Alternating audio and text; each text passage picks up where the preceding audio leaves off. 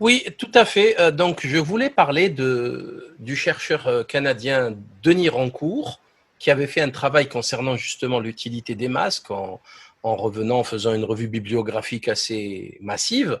Et là, il a fait quelque chose de très simple. D'ailleurs, c'est assez inquiétant de voir que c'est pas fait en France. Il est allé voir les chiffres de l'INSEE et les chiffres officiels des épidémies en France depuis 1946 à 2020. Et c'est un article scientifique. Donc, je voulais vous partager, donc vous pouvez le voir à l'écran, cet article. Alors, vous pouvez le trouver sur donc guyboulian.com. Vous avez accès à, alors voilà, Monsieur Denis Rancourt. Bon, il n'est pas seul, bien sûr. Il y a aussi le docteur Marine Baudin et le docteur Jérémy Mercier. OK? C'est franchement trois grosses pointures: École normale supérieure de Lyon, École des ponts et chaussées, École nationale du génie rural et eau de la forêt et des forêts, etc. Centrale Supélec, Paris-Saclay, enfin bon, bref, voilà, ce ne sont pas des guignols, ce sont des vrais scientifiques, des mathématiciens, statisticiens, etc. Alors, les conclusions de l'étude sont dramatiques, puisqu'il annonce que, bon, l'étude, je vous le dis tout de suite, a été censurée. Vous avez ici les mails, si vous voulez les contacter. Vous avez aussi accès sur cet article au document complet, au papier complet, Evaluation of Virulence of SARS-CoV-2 in France from All Cause Mortality 1946 à 2020. OK? C'est une étude observationnelle que tout le monde peut faire et qui va nous donner énormément d'informations et donc des conclusions. Alors, voici un des graphes les plus importants. Alors, 46, regardez, ça va vraiment très loin. Et là, 2020. Et vous voyez que la grippe de 2017, elle a fait plus de dégâts, comme l'avait dit le professeur Didier Raoult. Là, c'est un petit agrandissement de la courbe de 94 à 2020. Donc ici, vous avez 2003, c'était le fameux pic de mortalité de la canicule qui a fait, selon les urgentistes, 25 000 morts. Officiellement, on parle de 15 000, mais l'association des urgentistes parlait de 25 000. Bref, et ici, vous êtes en 2020. Alors, qu'est-ce qu'il dit? Les conclusions de ce papier sont très intéressantes. En fait, il explique que cette courbe de mortalité est très tardive. En fait, c'est tout le temps pareil. Depuis 64 ans, c'est 74 ans. Non, ça fait combien? Oula, Oui, oui. 74 ans, c'est énorme. Énorme, un siècle, trois quarts de siècle. Donc, c'est toujours pareil, sauf en 2020, il y a un décalage, puisque c'est tardif, c'est pas l'hiver, c'est plutôt mars, mars-avril, et ça dure un mois. C'est pas normal, c'est beaucoup plus court dans les autres cas de figure. Et il dit, c'est pas la même chose d'un pays à l'autre, alors que ça devrait être pareil. Pourquoi? Ça dépend du confinement.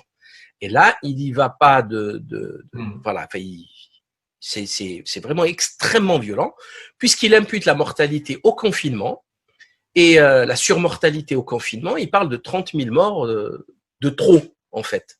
Et il y a aussi quelque chose de très intéressant que je vous laisserai découvrir vous-même, c'est qu'en analysant, vous pouvez lire ça ici, en analysant les données de mortalité toutes causes confondues de 46 à 2020, les auteurs ont également identifié une augmentation importante et régulière de la mortalité toutes causes confondues qui a commencé en 2008.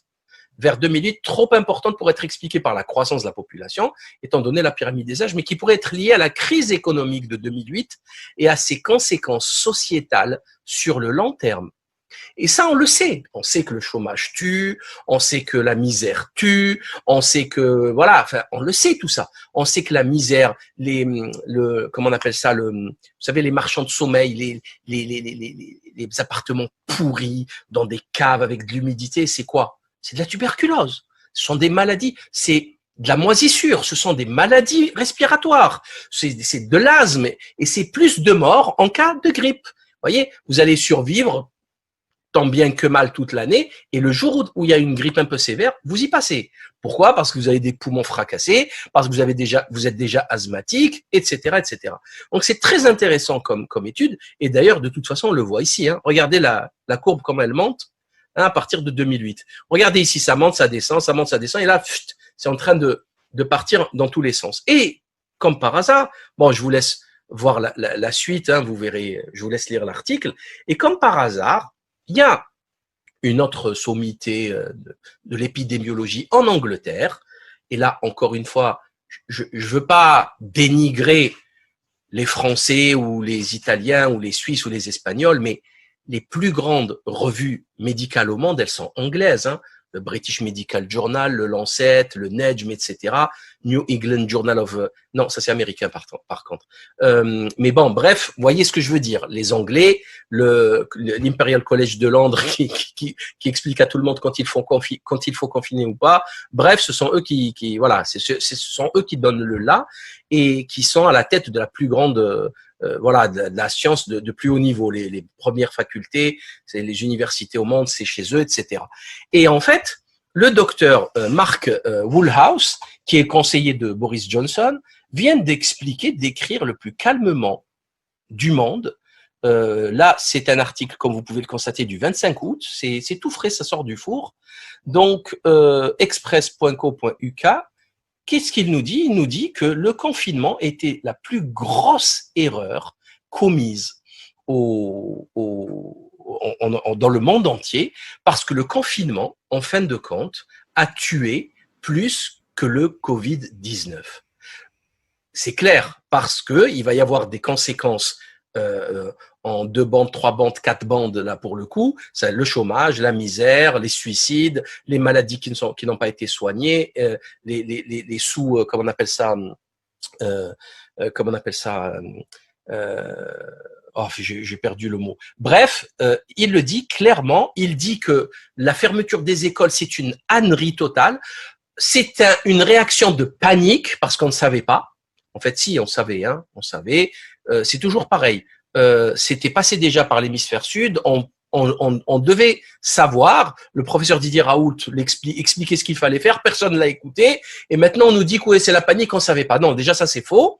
Mais bon, il dit que c'était la pire des solutions. On ne savait pas. Maintenant, on sait. On ne devrait plus commettre la même erreur.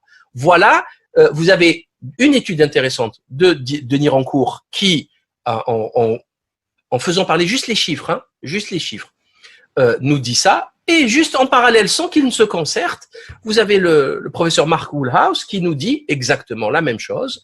Enfin, exactement la même chose. D'une autre manière, le résultat est le même. C'est que la mortalité, elle a été beaucoup plus grande. On a enfermé les personnes âgées entre elles, elles sont mortes. 10 000 morts, tranquillou. On a enfermé les gens malades et les gens sains entre eux, ils ont augmenté en maladie. Le pic a augmenté. Donc, ça n'avait aucune utilité, si ce n'est retardé de quelques jours la courbe. Mais sinon, ça ne change en rien l'état de la courbe. Donc, c'est très, très intéressant. Et vous verrez que ça va se diffuser de plus en plus et ça va se dire de plus en plus. Et pour, in fine, conclure que le confinement est un crime contre l'humanité et contre l'économie, etc. Voilà ce que je voulais vous dire ce soir.